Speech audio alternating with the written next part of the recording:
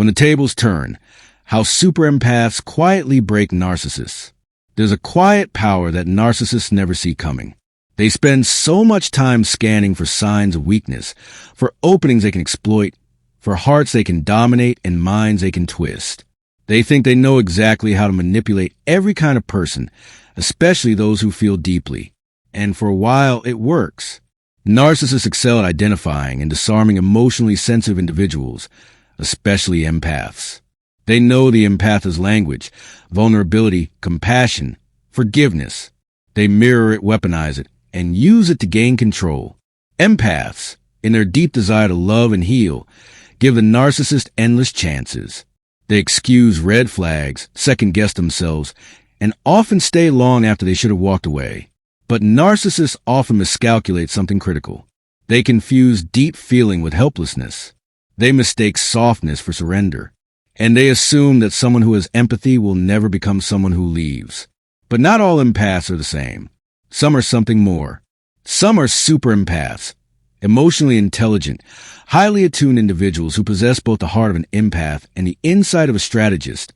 These are the people who can see through the narcissist's mask long before they say a word. They can feel the lies. They can sense the manipulation. And while they may play along at first, perhaps out of compassion, perhaps to observe, they are never truly under the narcissist's control. And when the tables finally turn, it's not loud, it's not dramatic, it's surgical. Because super empaths don't break narcissists by fighting them directly. They break them quietly, from the inside, by holding up a mirror and refusing to play the game.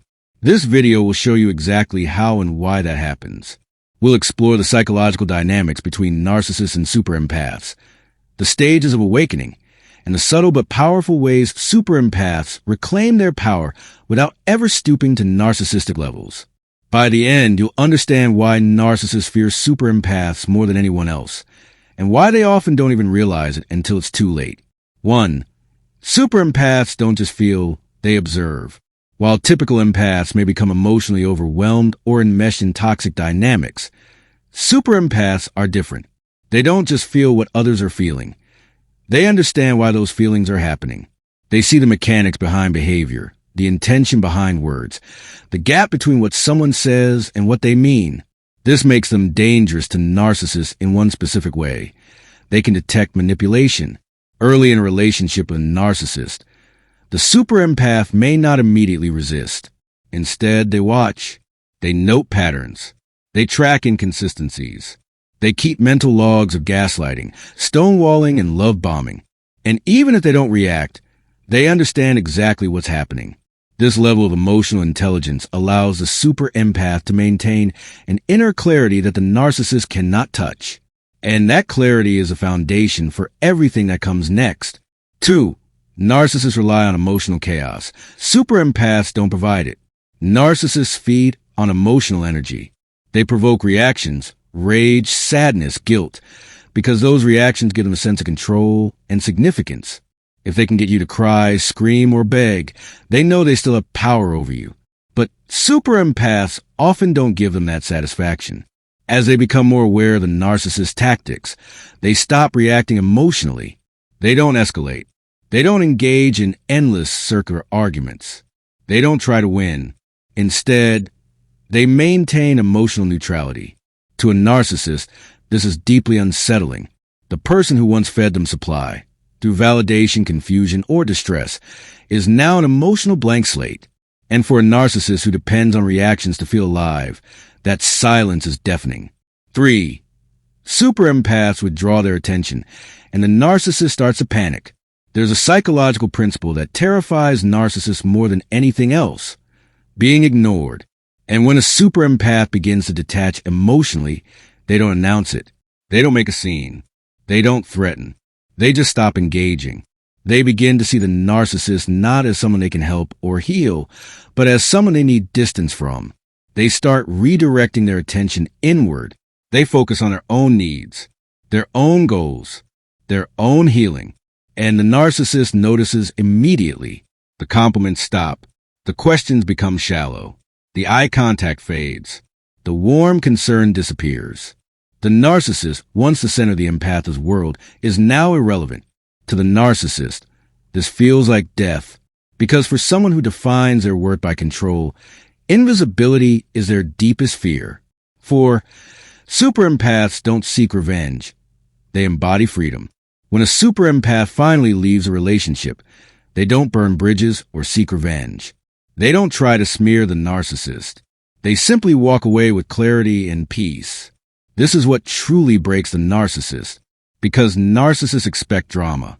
They expect yelling threats, desperate texts, long emails demanding closure. They expect emotional chaos, because that's the world they live in. But when the super empath leaves without emotional residue, without bitterness, without needing anything from the narcissist, they deliver the ultimate narcissistic injury. They show the narcissist, without saying a word, that they were never dependent, that their love was a choice, that their presence was a gift, and now that gift is gone. 5. Narcissists crumble when their narrative falls apart. Every narcissist lives within a personal narrative. In this story, they're always a hero or the victim, but never the villain. And as long as people in their lives play their assigned roles, the story continues uninterrupted. But super empaths refuse to play along. They don't let themselves be cast as the crazy one, or the overly emotional one, or the weak one. Instead, they maintain composure. They hold their truth. They don't defend, they don't attack. They just state facts and live in alignment. And this refusal to play the narcissist's psychological game causes the entire narrative to collapse. Suddenly, the narcissist is forced to reconcile with a version of reality they spent years avoiding. That maybe they're not the good guy. That maybe they're not the victim. That maybe, just maybe, the empath saw through them the entire time. This is the beginning of a narcissist unraveling. 6. Super empaths become mirrors, and narcissists can't look away. The final, most devastating blow comes when the super empath does nothing at all. They simply exist in their healed state, free, peaceful, unbothered, emotionally intact. And in their presence, the narcissist is forced to see what they could have been, what they lost, what they destroyed, all without a word being said. The narcissist sees a person who once gave them unconditional love and who now wants nothing to do with them. They see someone who didn't just survive their abuse, but transcended it. This is the mirror narcissists cannot bear, because it doesn't reflect who they pretend to be. It reflects who they truly are, and that's the most painful truth of all. There's a quiet devastation that comes when the person a narcissist once thought they control begins to live a life that no longer revolves around them. But what cuts even deeper is when that life starts to flourish. And that's exactly what happens when the super empath walks away. You see, narcissists aren't used to being left behind without a performance. They're not used to losing people without creating some kind of spectacle that frames them as either the victim or the misunderstood hero. But the super empath doesn't play by those rules. They don't throw tantrums, stage breakdowns, or try to convince anyone of their version of the story. They just disappear, with quiet dignity and a calm that speaks louder than any confrontation ever could. This, in psychological terms, strips the narcissist of the final form of control they hope to maintain, the control of your memory. And when the narcissist can no longer shape how you remember them, or how others see them, panic begins to take hold. Here's why it devastates them. 7. The super empath's absence is more powerful than their presence. To a narcissist, the presence of an empath means they still matter. Even if the empath is angry, heartbroken, or confused, the narcissist knows they are still having an impact. In fact, the more emotional energy you give, even if it's negative, the more the narcissist feels significant. But the super empath knows this, and they don't give it. When a super empath detaches, it's not symbolic, it's complete. They are gone mentally, emotionally, spiritually. They may still be polite if necessary. They may still speak calmly, but their internal door is shut, locked, and what used to be a predictable supply of emotional energy is suddenly gone. The narcissist is left grasping at shadows, replaying moments in their head, wondering how someone could leave so silently and mean it. That absence becomes deafening, and in that silence, the narcissist begins to fall apart. 8. The super empath becomes unreachable, and that breaks the narcissist's illusion of superiority. Narcissists believe they're the ones who always win in relationships. They think they'll be remembered as the one who got away, or the one who left the other person longing for closure. Their sense of superiority depends on this fantasy.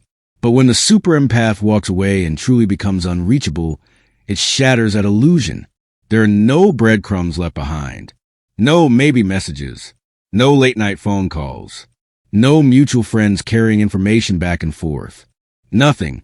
The narcissist, who once assumed they had emotional ownership over the empath, is now blocked from every point of access, physically, emotionally, and even spiritually. And in the vacuum left behind, they are forced to face a truth they can't rationalize away. They weren't as important as they thought. They weren't irreplaceable. They weren't unforgettable. And that realization doesn't just bruise the ego, it annihilates it. 9. Super empaths trigger a rare kind of reflection in narcissists, but it's not healing. It's true that narcissists typically don't change. Not because they can't, but because they won't. Their ego structure is so fragile that any deep reflection often feels like annihilation to them. But that doesn't mean they don't occasionally experience clarity, especially when triggered by profound loss. And the loss of a super empath is exactly that.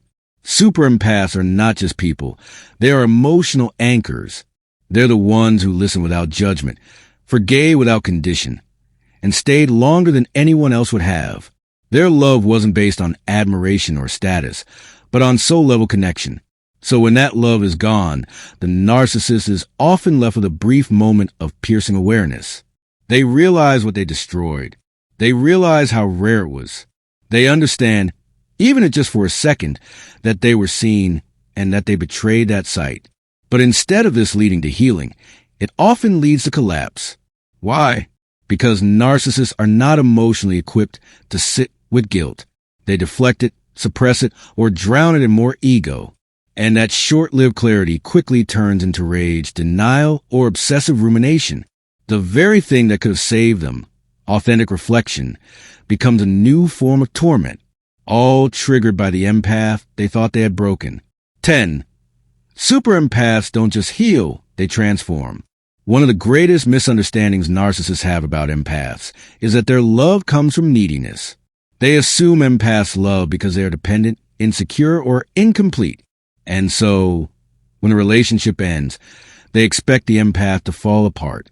But the super empath doesn't just survive, they become someone entirely new. After the heartbreak, they turn inward. They study, they reflect, they grow. They may start therapy, deepen their spirituality, or explore the wounds that made them vulnerable to the narcissist in the first place. This healing is not a rebound. It's a metamorphosis. And while the narcissist may be looking for their next source of supply, the super empath is reclaiming every piece of their soul. They rise, not just restored, but evolved. And when the narcissist sees this transformation, when they witness the rise of someone they once tore down, it breaks something deep inside them, because they know they didn't stop that growth. They only delayed it. And now, they're not part of the empath's life or their legacy. 11. Super empaths trigger the narcissist's core wound, insignificance. At the core of every narcissist is a terrifying belief, I don't matter unless someone is paying attention to me. It's this belief that fuels their hunger for admiration, their obsession with image, and their need to dominate every emotional exchange. They must be the center of the conversation, the relationship, the universe. But the super empath, in walking away, delivers a blow that reaches its core. They make the narcissist feel insignificant, not by insulting them, not by yelling, but simply by moving on. No explanations, no desperate attempts to be understood, no lingering questions. The empath is living, breathing proof that the narcissist didn't leave a permanent mark, and that realization unravels the narcissist's entire identity. Because if they don't matter to the person they once controlled, then what does their power even mean? It's the kind of existential emptiness that narcissists have spent their whole lives trying to avoid. 12. The final blow. The super empath stops caring. Perhaps the most earth-shattering moment for the narcissist comes not when the super empath walks away, but when they stop caring. Not pretending not to care, not faking indifference. They truly, deeply, genuinely stop caring. They don't wish harm. They don't wish closure. They don't wish anything. The narcissist no longer occupies emotional real estate in their heart or mind. They are, in every sense of the word, irrelevant. And for someone whose identity depends on being emotionally significant to others, that kind of apathy is unbearable. Because in the end, the super empath does what no one else could. They cut the narcissist off from the very thing they live for: emotional relevance. That is the quiet, irreversible break.